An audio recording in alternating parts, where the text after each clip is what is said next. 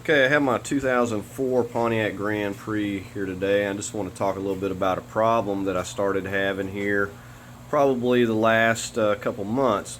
Now this car runs flawlessly and in every way, but I was having an issue that started when I would go to crank the car. If I started it first thing in the day, it would crank up and run just fine. But if I run it a little bit, just a mile down the road, kill it, try to re-crank it, then it wouldn't restart. So we'll just go ahead and go inside here. Okay, so after driving it down the road or whatever, you come in here, go to crank it, and no matter how many times I turn this over, it would not crank on its own unless I were to go down here and give it just a little bit of gas, and I mean just the ever so slightest push on this gas pedal, and then it would crank up. Everything would run and it'd be just fine. It'd run perfectly, drive around, no problems, wouldn't stall out, nothing like that. It only occurred when cranking the vehicle up. And like I said, I'd been doing this for a couple months. I wasn't really for sure what was going on with it, but it was getting kind of annoying. So I'm going to show you what that I'd done to fix this. Okay, so we come under the hood here. We don't need a lot of tools. We're going to need some disposable gloves, either a flat screwdriver or 8mm, whichever one you prefer. Need some cleaning towels and some starter fluid. So the first thing I want to do, like I said, you can come in here with your flat or your 8mm, whichever you prefer, and we're going to loosen, first of all, this band right here. And you'll want to go ahead and put your gloves on, because this is going to get black stuff on your hands and it's going to be very difficult to get off. And we're going to come over here to this band and we'll go ahead and loosen that one. And even with these loose, it will require a little bit of wiggling to get this loose off here. I'm going to go ahead and slip my gloves on. Okay, so I've got my gloves on. The first thing I'm going to do is just wiggle this right out of there, just like that, and it'll just kind of slide out of the way enough there. And then I'm going to come over here. I'm just going to start squeezing on this, and it, like I said, it will stick. And then we're just going to do the same thing over here. We can get that up and out of there. It's not a bad idea to clean this up. This is really gets dirty, and even not a bad idea to clean inside of this. So we'll just set that aside a second. Now next thing I want to do is look in here. Now you'll look, this is your throttle plate, and you'll look in here and you'll say, well, that don't look too bad. However, it's not this front side that we're mainly concerned with, it's the back side. Now what happens in this case is it gets built up with lots of gunk. When your engine heats up from running, this stuff likes to stick, and it just sticks ever so slightly and causes this condition that we're having right now. Now I've actually already cleaned this a little bit, so it's not going to be as dirty, but we can look in behind this. It's going to be very black and dirty. We're not going to get obviously all this off, so you can move this with your hand. You can pull it down like this, and we'll get in there with our rag and we'll clean this as best we can behind it and everything else. So we're just going to go ahead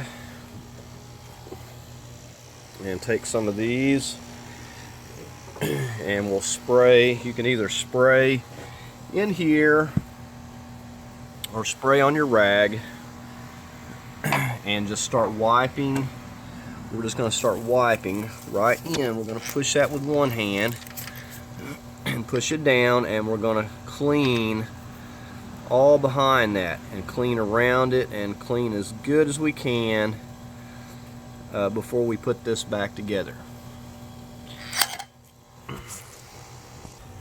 Okay, and I'm going to take some of this spray and I'm going to just go ahead and spray in here as well and clean this front side.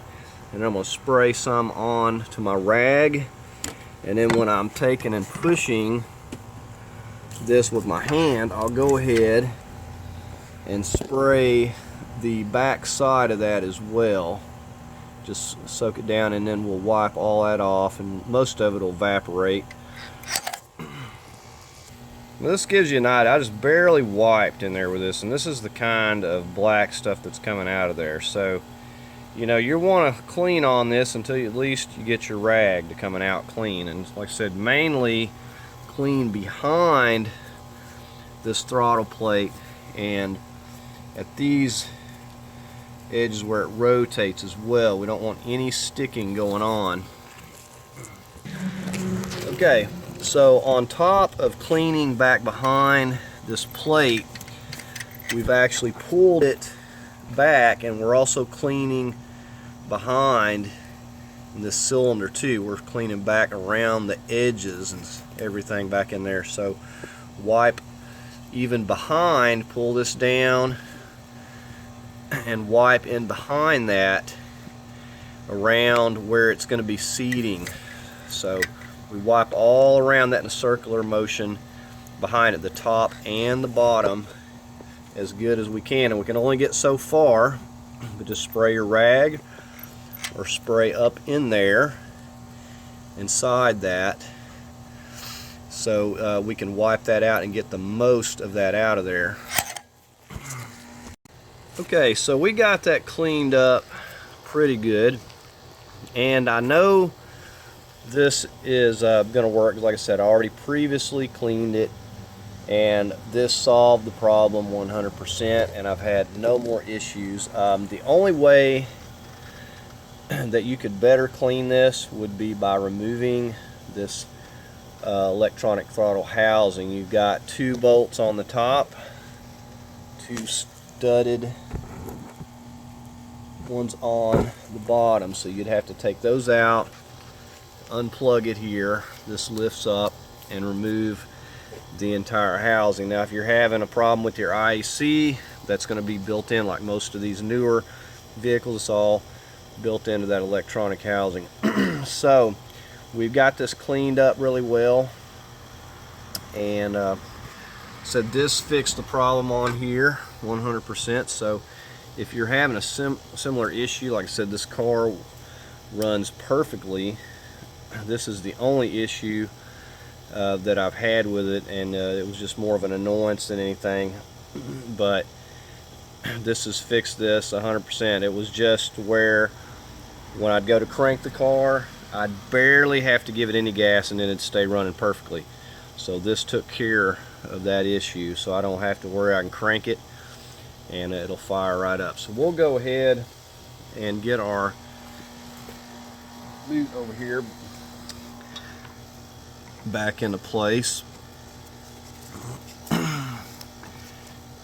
and it will have to go where that's facing that tube. I think we're going to work this bottom on here first,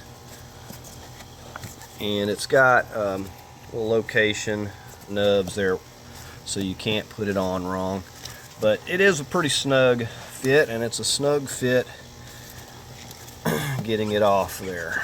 So even, and we'll twist that till we get that lined up the way it's supposed to be, and then we'll slip that right back on there. And make sure that you've got this seated all the way up against your lip here so you don't get any leaks or anything there. Okay, so we're just going to tighten our bands back up, And we get this one snug, we'll double check our other band and make sure that the boot has not moved any. And these don't have to be just terrible tight. You can tell when it gets down there and it starts getting snug, it's not loose, that's tight enough. And then we're just going to make double sure that's pushed up on there. And we'll just do the same thing. Just tighten it till it gets snug.